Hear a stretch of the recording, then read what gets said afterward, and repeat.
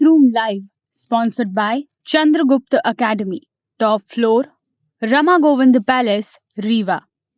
नमस्कार, विंध्या टाइम्स में आपका स्वागत है और आपके साथ मैं श्रेया। मध्य प्रदेश की आज की 4 बड़ी खबरों को लेकर हाजिर हुए हैं और सबसे पहली खबर मध्य प्रदेश के मुख्यमंत्री शिवराज सिंह चौहान के विदिशा दौरे से जुड़ी हुई। आज मुख्यमंत्री विदिशा दौरे पर थे और यहां पर उन्होंने एक बड़ी घोषणा की है। यह घोषणा विदेश मंत्री सुषमा स्वराज से जुड़ी हुई।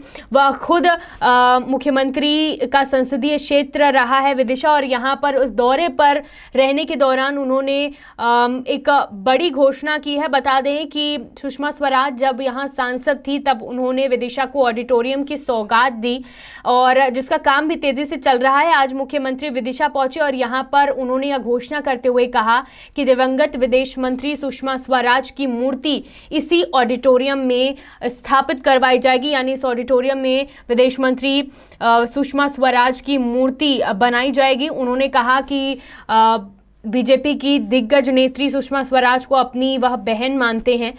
उनके कहने पर 2 बार वह विदिशा संसदीय सीट से लोकसभा चुनाव भी उन्होंने लड़ा था। विदिशा पहुंचते ही सीएम शिवराज सिंह चौहान पहले ऑडिटोरियम का निर्माण कार्य देखने पहुंचे, जहां पर अधूरे निर्माण कार्य पर अधिकारियों को उन्होंने ज़रूरी दिशा निर्देश भी दिया और निर्माण कार्य के लिए 3 करोड़ की राशि भी स्वीकृत करने की बात कही। इस दौरान उन्होंने दिवंगत सांसद और विदेश मंत्री सुषमा स्वराज के लिए कहा कि ये ऑडिटोरियम उन्हीं की देन है, इसलिए दीदी सुषमा स्वराज की भव्य मूर्ति यहाँ पर स्थापित की जाएगी, क्योंकि उनकी वजह से ही विदिशा में ऑडिटोरियम बन रहा है। तो एक बड़ा ऐलान विदिशा दौरे के दौरान मुख्यमंत्री शिवराज सिंह चौहान ने किया है। बढ़ते हमारी दूसरी बड़ी खबर की ओर, जो कि आज पूरे दिन चर्चा का विषय रही। सुबह ही मध्य प्रदेश के मुख्यमंत्री शिवराज सिंह चौहान ने प्रदेश में कानून व्यवस्था को बनाए रखने के लिए एक बड़ा फैसला किया। मध्य प्रदेश के 2 महानगर भोपाल और इंदौर में पुलिस कमिश्नर सिस्टम लागू करने का उन्होंने ऐलान कर दिया। जो लगातार प्रदेश में अपराध बढ़ रहे हैं, मुख्यमंत्री ने अपने उद्बोधन में ये कहा कि प्रदेश में कानून व्यवस्था की स्थिति बेहतर है, पुलिस अच्छा काम कर रही है, प्रशासन ने मिलकर कई उपलब्धियां हासिल की है मध्य प्रदेश प्रशासन ने, लेकिन शहरी क्षेत्रों में बढ़ रहे अपराध पर कड़ाई से सख्ती से कार्यवाही करना बेहद ज़रूरी है और इसलिए पुलिस कमिश्नर सिस्टम लाने की तैयारी प्रदेश सरकार कर रही है। यानी अब पुलिस के पास मजिस्ट्रियल पावर होगी। मुख्यमंत्री ने रविवार को इसकी घोषणा की है। इसका मतलब है कि पुलिस को लाठीचार्ज और धारा 144 लागू करने के लिए कलेक्टर के आदेश का इंतजार नहीं करना होगा। कई सारे पावर पुलिस के पास आ जाएंगे। एक वीडियो के जरिए उन्होंने ये ऐलान किया, उसमें उन्होंने ये कहा है मुख्यमंत्री ने कि कानून व्यवस्था मध्य प्रदेश की जो है बेहतर स्थिति में है, पुलिस अच्छा काम कर रही है, प्रशासन ने मिलकर कई उपलब्धियां हासिल की हैं, लेकिन शहरी जनसंख्या तेजी से बढ़ रही है। भौगोलिक दृष्टि से भी महानगरों का विस्तार हो रहा है और जनसंख्या भी लगातार बढ़ रही है, इसलिए कानून और व्यवस्था की कुछ नई समस्याएं पैदा हो रही हैं। उनके समाधान और अपराधियों पर नियंत्रण के लिए यह फैसला लिया गया है। प्रदेश के 2 बड़े शहरों में राजधानी भोपाल और स्वच्छ शहर इंदौर में पुलिस कमिश्नर सिस्टम लागू किया जाएगा ताकि अपराधियों पर बेहतर नियंत्रण किया जा सके। जो पावर है अब पुलिस की बढ़ जाएगी। क्या क्या पावर उनके हाथ में आ रही है वो आपको एक बता दें कि प्रतिबंधात्मक धाराओं में गिरफ्तार आरोपियों की जमानत अब पुलिस की कोर्ट से होगी, यानी इसके लिए अब उन्हें कलेक्टर के आदेश की जरूरत नहीं होगी, पुलिस इसका फैसला कर सकेगी। जिला बदर भी पुलिस अफसर ही तय करेंगे। सीमित क्षेत्र में धारा 144 लागू करने के अधिकार अब पुलिस के पास हो जाएंगे। लाठीचार्ज की अनुमति कलेक्टर से नहीं लेनी होगी। धरना प्रदर्शन रैलियों की अनुमति भी पुलिस दे सकेगी। एक तरीके से पुलिस के पास काफी ज्यादा पावर इस पुलिस कमिश्नर सिस्टम के लागू होने के बाद आ जाएगी, जिससे सीधा फायदा जनता को मिल सकता है। मध्य प्रदेश की पुलिस प्रशासन लगातार प्रदेश में कानून व्यवस्था बनाए रखने की कवायद करती है और उसी कड़ी में एक और कदम प्रदेश सरकार ने लिया है। उम्मीद है कि आगे चल के इस सिस्टम लागू होने के बाद संभवतः अप्रैल 2022 से ये सिस्टम लागू हो जाएगा प्रदेश में, तो इसके बाद से जनता को सीधा फायदा मिल सके और प्रदेश की कानून व्यवस्था और बेहतर तरीके से और अपराधियों पर बेहतर तरीके से नियंत्रण किया जा सके। बढ़ते हमारी तीसरी बड़ी खबर की ओर। कोरोना से मौत पर परिजनों को 50,000 रुपए का मुआवजा दिया जाएगा। कोरोना के समय कई लोगों ने अपने परिवार के सदस्यों को खोया है, उन्हें मुआवजा देने का ऐलान प्रदेश सरकार ने किया था। राज्य सरकार ने इस संबंध में कलेक्टरों को निर्देश भी जारी कर दिए हैं।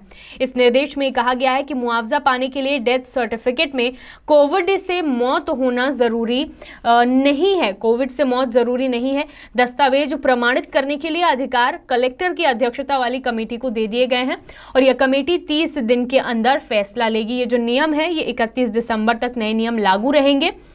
बता दें कि आधिकारिक जो सरकारी रिकॉर्ड है उसके अनुसार प्रदेश में कोरोना से कुल 10,526 मौतें हो चुकी हैं। इसके अलावा भी मौत हुई है, लेकिन सर्टिफिकेट में इसका उल्लेख नहीं किया गया है। अगर कोई भी व्यक्ति जिसकी कोरोना से डेथ हुई है तो उसको मुआवजा कैसे मिलेगा, इसका एक शॉर्ट हम आपको बता दें कि मृतक के परिजनों को मुआवजे के लिए डेथ सर्टिफिकेट पेश करना होगा। राज्य सरकार यह पैसे स्टेट डिजास्टर रिस्पॉन्स फंड यानी SDRF से देगी। डिस्ट्रिक्ट डिजास्टर मैनेजमेंट अथॉरिटी पैसों का वितरण करेगी।